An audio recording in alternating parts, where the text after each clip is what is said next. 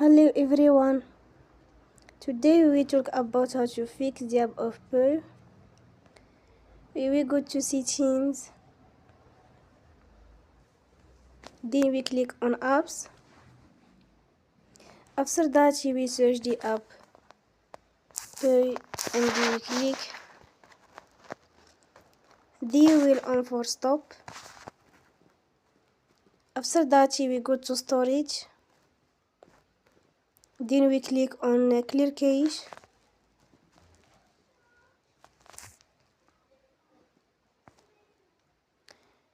In the end, you will turn off your Wi-Fi and you will turn again.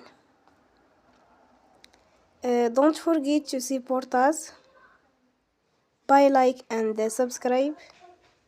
See you next time and thank you for watching.